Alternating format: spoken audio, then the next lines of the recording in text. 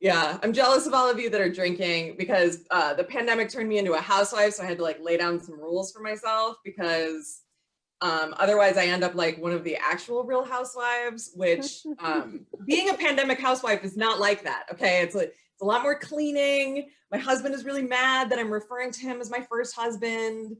Doesn't like it when I throw drinks in his face. Like, it's getting really complicated, so there have to be rules. I saw there's this meme going around that says people are saying fuck the police, but nobody is saying fuck the fire department, and there's a reason for that. And I was like, obviously you're not hanging out with any middle-aged women because they're all saying fuck the fire department. I'm sorry. I look back on photos, you know, from the beginning of quarantine, and I'm like, wow, you know, the nostalgia. It's like looking back at photos from high school. I'm like, oh my God, look how young we were. Look at my hair. It's so short. Like, it's been so long since I had a haircut. I look like I could be on Game of Thrones. Like, it's just getting crazy. I wonder if the committee that puts out those predictions about the end of the world that happen every few years is like kicking themselves now, because the last one was in like 2012, and I think they got together and they were like, 2020, that's too obvious. All of a sudden, now there's like coronavirus and murder hornets and the world's on fire, and they're like, God damn it. My favorite thing about the protests, and I know it's hard to choose, there's so many, but my favorite thing is that I find it deeply satisfying when people who are spewing hate misspell their signs. Like, clearly you're not grammar Nazis, you're just regular Nazis. Keeping us all on the same page. I'm also enjoying the people that are clinging to the Confederate flag. Like, it lasted for 5 years, okay? I've had underwear longer than that. These are the same people that are like 40 and walking around in their Letterman jackets from high school, and they're like, man, that was the best 5 years of my life. And they were super seniors, you know they were. It's just like, stop trying to make the Confederacy happen. It's not gonna happen, Gretchen Wieners. It's over. I see a lot of people online giving God credit for helping them with stuff. And like, I was raised Catholic, and I think they skipped a book, because the New Testament God is like, you know, he's a genie. He loves everyone. He gives you stuff that you like. But like, Old Testament God is like a Batman villain. He says stuff like, vengeance is mine. There's a lot of smiting. People are getting stoned all the time, and not the good kind. You know, your kid is rebellious, stoned. Work on a Sunday, stoned. Had premarital sex, crucifixion. I'd like to change it up. And a lot, you know, all of the smiting in the Bible is done to women, children, and animals. It was written by a bunch of dudes. Like, let's get that out of the way. Recently, United Airlines fired 2 of its pilots for accidentally broadcasting themselves having sex in the cockpit mid-flight, which is just like the most expensive porn ever. And I'm less disturbed by the act because, like, you guys called it a cockpit. Like, what do you want? But I'm inherently distrustful of autopilot. Like, shouldn't they be paying attention? What if they hit a bird? But airplane pilots are involved in over 300 sexual incidents every year in North America. Which leads me to the conclusion that it's a lot easier to screw a pilot than I was led to believe. So the whole landscape of my life could have been totally different. Like, I didn't see that option in the menu in my seat back. Like, all it was is peanuts and shitty wine. What the hell?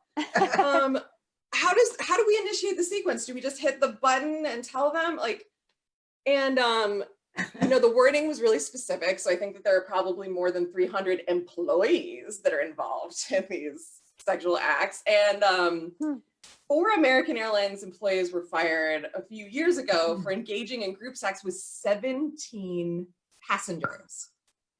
And I have so many questions. Were there only 17 passengers on the flight? Or did only 17 people participate? But then where did everyone else go? Because, like, you can't even move. You can't cross your legs in the seats. Like, how did this happen? Does everybody get a Mile High Club certificate? I need answers. I think the moral of the story is that you always fly United or American. I was shopping for bathing suits recently, and I was a lifeguard for like many years growing up, and the goal of the bathing suit was always to cover your butt. But now the goal of the bathing suit is to go up your butt, apparently. I don't know who chose this design. I don't have an up the butt swimsuit ass. I'm not J-Lo. I think the people who are designing these things have to be like 15 years old or a Kardashian. I'm sure that like young women are with perfect butts, this is a dream, but like for the rest of us, it's just a camel toe in the back, and I really can't stop. Speaking of autopilot, I'm gonna bring it back around. I love that Elon Musk threatened to take Tesla production to Texas. Like, you know what they love in Texas?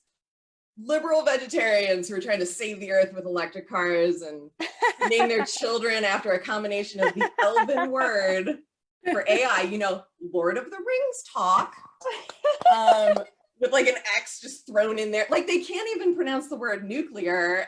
How are they supposed to say this? California won't even recognize it as a real name, and we're crazy. And you know that kid's gonna be calling herself Sarah by the age of 10. She's gonna be like, you guys, what the hell?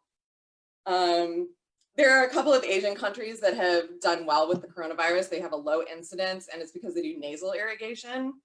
So I started doing this, and if you don't know what it is, it's like drowning with none of the fun of swimming.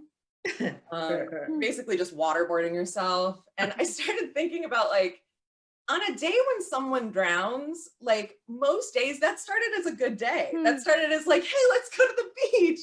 No. Being out of work has given me a lot of time to think about stuff. Like, I don't think I could be a country singer because I think I'd have to murder my husband. I think that's the rule.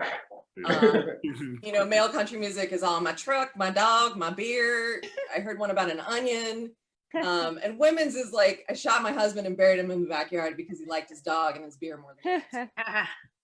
But I did almost kill my husband, and it wasn't my fault, I promise. He snores, and I'm an insomniac, and he's a very sound sleeper. And when his head hits the pillow and he's out, but I lay there going over everything that I've done wrong since the age of 4, you know, until 1:00 in the morning.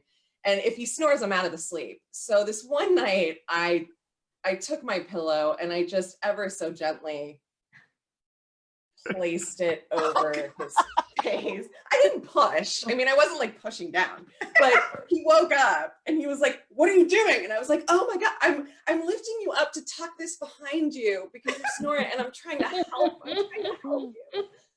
So embarrassing. I swear I wasn't trying to kill him. That's my time. Thank you guys for hanging in with me.